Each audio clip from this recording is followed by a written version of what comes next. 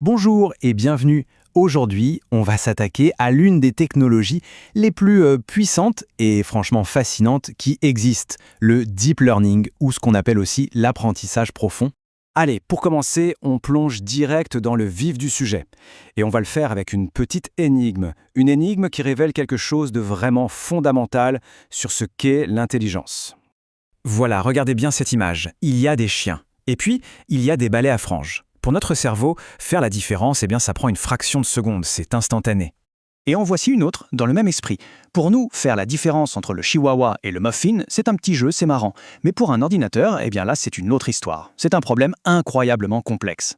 Et pour vraiment comprendre pourquoi c'est si compliqué pour une machine, il faut qu'on essaye de se mettre à sa place. Il faut qu'on voit le monde comme un ordinateur le voit. Quand on regarde ça, on voit un champignon. C'est un objet, ça a un nom, ça a du sens pour nous.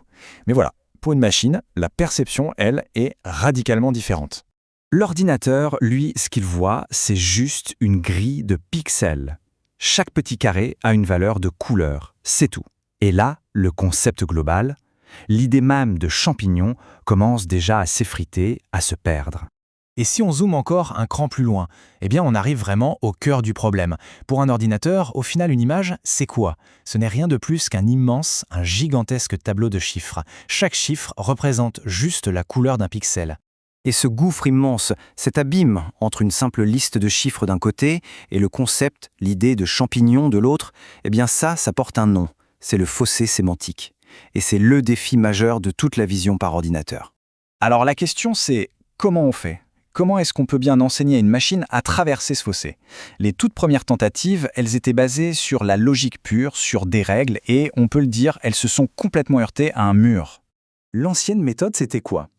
On essayait de tout programmer à la main, avec des règles super rigides, du genre un chat, ça a 2 oreilles en triangle, une tête à peu près ronde, ce genre de choses. Le problème, c'est que cette approche est extrêmement fragile, parce que dès que la réalité ne correspond pas exactement au plan, dès qu'on tombe sur un truc un peu inattendu, comme un chat qui s'étire dans une position bizarre, toutes ces belles règles, elles s'effondrent. Ça ne marche plus du tout. Et c'est là qu'arrive le changement de paradigme. Le point absolument crucial. On a arrêté d'essayer de programmer l'intelligence, de lui dicter des règles. À la place, on a commencé à construire des systèmes qui sont capables de l'apprendre par eux-mêmes. La métaphore est assez parlante. C'est un peu comme si on avait une immense table de mixage, mais avec des milliards de petits boutons, de paramètres. Le processus d'apprentissage, c'est simple. On montre au modèle des milliers, des millions d'exemples, et on le laisse petit à petit ajuster lui-même chacun de ces milliards de boutons, jusqu'à ce que, à la fin, le résultat soit systématiquement correct. Et ce qui est fascinant, c'est que ce processus ressemble énormément à la façon dont les systèmes biologiques fonctionnent. Pensez-y, la structure de base de notre cerveau, elle est codée dans notre ADN. Mais toutes les spécificités, toutes les connexions fines, elles, sont façonnées par nos expériences, par notre vécu. Alors, cette nouvelle capacité, cette faculté d'apprendre directement à partir des données, ça n'a pas juste résolu notre petit problème de reconnaissance de chat. Non, ça a déclenché une véritable révolution dans tout le champ de l'intelligence artificielle. Aujourd'hui, les modèles de deep learning sont capables de comprendre des scènes visuelles incroyablement complexes. Ils peuvent identifier et même délimiter précisément des dizaines d'objets différents, et tout ça en temps réel. Ils peuvent aussi apprendre des tâches très complexes en partant de zéro. C'est le cas dans les jeux vidéo. Par exemple, juste en regardant l'écran et en essayant des choses, une IA peut apprendre à maîtriser des classiques comme Breakout et atteindre un niveau de compétence bien au-delà de n'importe quel humain. Et ça ne s'arrête pas là. Ça s'étend même aux jeux de stratégie les plus complexes qui soient. Des jeux où la pensée à long terme est cruciale. Et même là, l'IA a réussi à battre les meilleurs joueurs du monde. Et enfin, une application qui nous parle peut-être un peu plus, c'est la technologie au cœur des véhicules autonomes.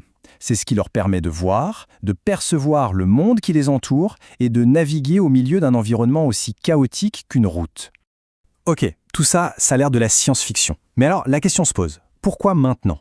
Pourquoi est-ce que cette explosion a lieu aujourd'hui et pas il y a 20 ans ? La réponse tient à la convergence de quelques ingrédients clés, une sorte d'alignement des planètes. En fait, cette révolution de l'IA, c'est le résultat d'une sorte de tempête parfaite. 3 choses qui sont arrivées en même temps. D'abord, des quantités de données absolument massives. Merci Internet. Ensuite, du matériel informatique, notamment les cartes graphiques, les GPU, devenus surpuissants. Et enfin, des décennies de recherche fondamentale qui n'attendaient que ces 2 éléments pour enfin porter leurs fruits et exploser au grand jour. Et les avancées ont été tellement fondamentale que les pionniers de ce domaine, Yoshua Bengio, Geoffrey Hinton et Yann LeCun, ont reçu la plus haute distinction en informatique, le prix Turing. C'est souvent considéré, pour donner une idée, comme l'équivalent du prix Nobel pour l'informatique. Alors, au final, que fait-il retenir ? Pour la toute première fois dans l'histoire, on a créé des outils qui ne font pas que calculer, qui n'exécutent pas seulement des ordres. On a des outils qui apprennent. Et ça nous laisse avec une question absolument vertigineuse.